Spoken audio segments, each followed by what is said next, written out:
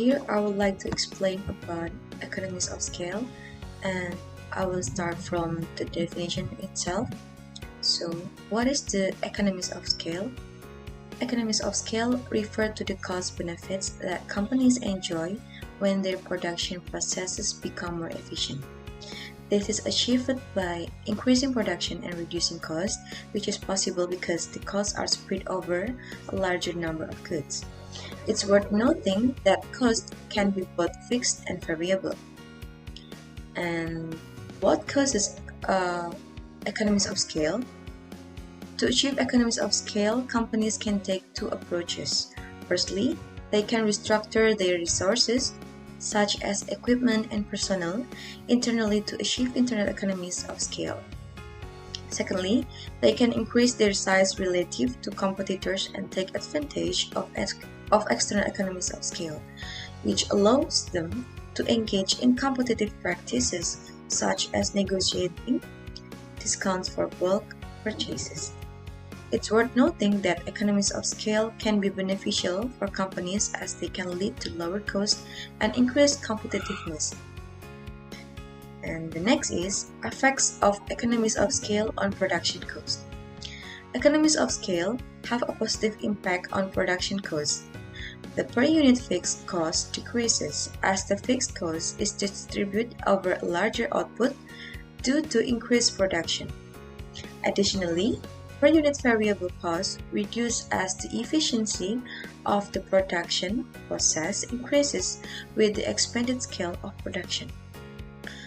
As the graph above, the graph presented the long-run average cost or LRAC that a firm faces based on its level of output. As the firm increases its output from Q1 to Q2, the average cost decreases from C1 to C2. This means that the firm experiences economies of scale until the output reaches level Q2. In economics, the analysis of the production process reveals a crucial outcome. A profit-maximizing firm always produces the level of output that results in the lowest average cost per unit of output. There are two types of economies of scale, internal and external.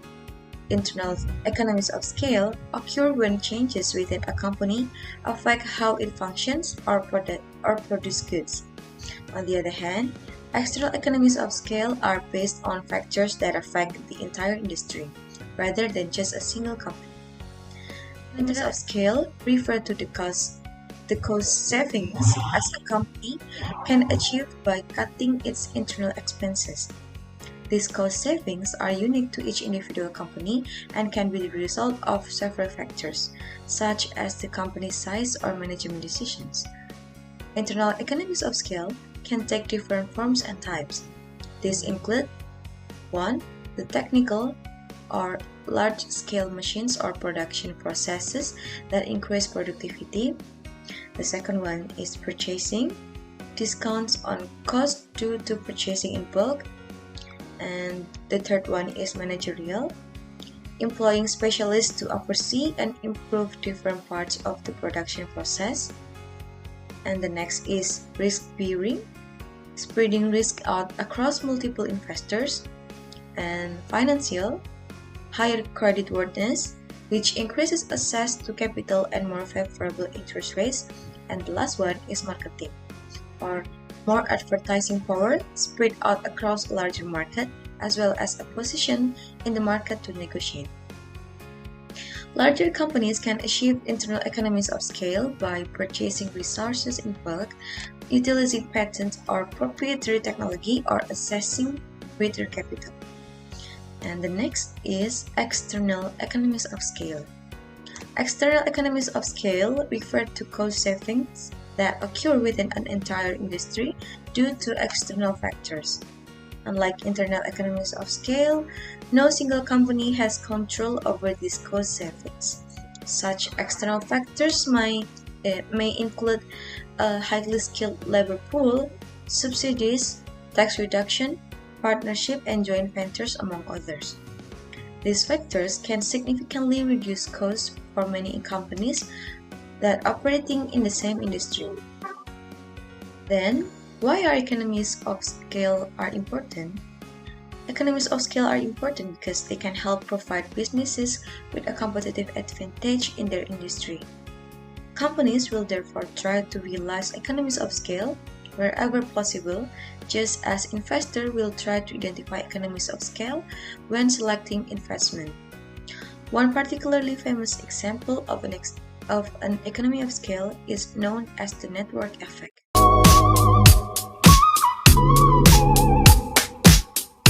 Hello everyone, in this chapter we will dive into the fascinating world of international trade, specifically focusing on imperfect competition. As market evolve, we see a shift from homogeneous to differentiated product. This means that many of the goods traded internationally are no longer identical.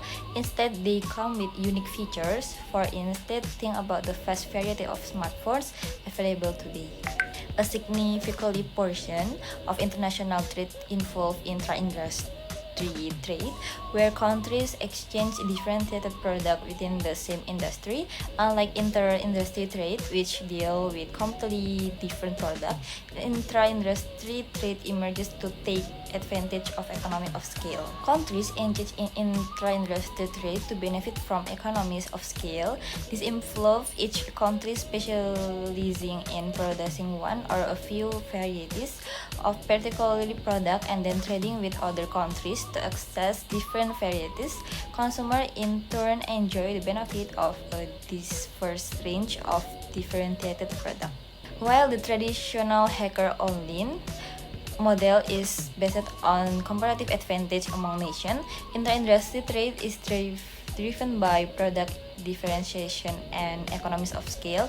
In the absence of trade, largest countries might produce at lower cost, but with trade, all nations can tap into economies of scale, and smaller countries can even outperform large ones. Intra-industry, in conclusion, comparative advantage still plays a crucial role in determining the patterns of international trade. However, the rise of economies of scale in different products has given birth of intra-industry trade. Today, both types of international trade coexist, shaping the global economic landscape. We talk about how we measure the level of intra-industry trade with the intra-industry trade index, where X is the value of export and M is the value of import. The value of T range from 0 to 1. The value of 0 indicates a country only export or import the goods, meaning no intra-industry trade. On the other hand, a T value of 1 significant that export and import are equal, indicating maximum intra-industry trade.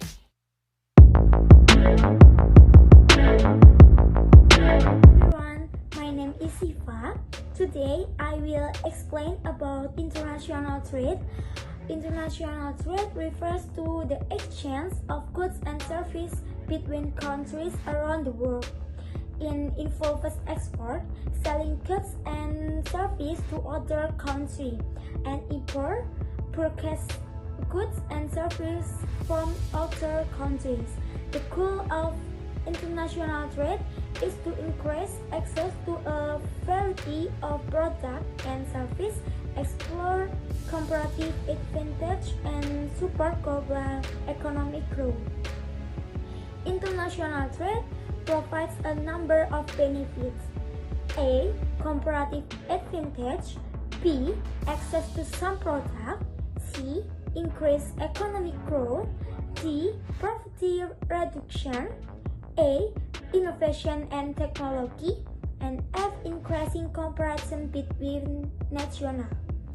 Well, those are someone explain of the benefit of international trade. However, it is important to remember that while international trade has significant benefit, it can also pose challenges such as economic inequality and environmental impact. Bye-bye.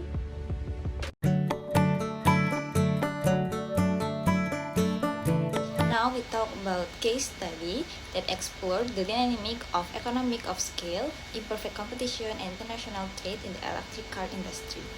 Our focus is on the intense rivalry between two giants, Tesla Inc. from the United States and BYD Auto from China. First on our journey is Tesla Inc., a giant in the field of electric cars. Tesla's dominance stems not only from cutting-edge technology, but also from mastering economies of scale, producing electric cars in enormous number. With a keen eye on the global market, Tesla has become a force to be reckoned with.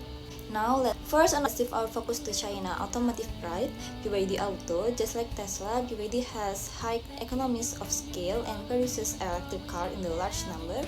However, the problem lies in the field of technology. Unlike Tesla, BYD does not have a significant technology advantage, setting the stage for an interesting battle in the electric car market. Let's shift our focus to China automotive pride, BYD Auto. Just like Tesla, BYD has high economies of scale and produces electric car in the large number.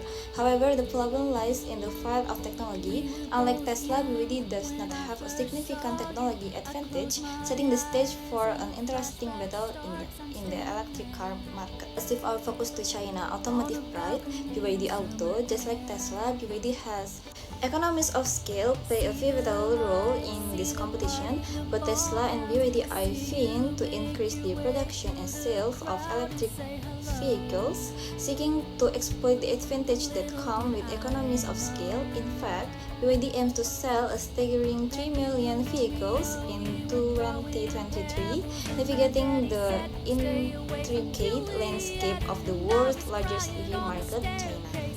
But it's not just about scale enter imperfect competition. Tesla and BYD are head-to-head competitors, especially in China, the world's largest electric vehicle market. Tesla currently leads in the global battery electric vehicle sales, but the tables might turn by the end of 2023 as BYD emerges as the leader in the China's BEV market. Zooming out to the global stage, international trade is a key player. China, a powerhouse in the EV market, has rapidly expanded its presence worldwide. In 2022, 35% of all exported electric cars originated from China, signaling a significant shift. Tesla's success with its Gigafactory in Shanghai is a testament to the impact of foreign competition in China's burgeoning EV sector. In conclusion, the electric car battleground between Tesla and BYD is multifaceted arena, fueled by economies of scale, imperfect competition, and dynamic of international trade. But companies are racing to shape the future of electric mobility as the world watches the competition unfold in the pursuit of sustainable and electrifying future.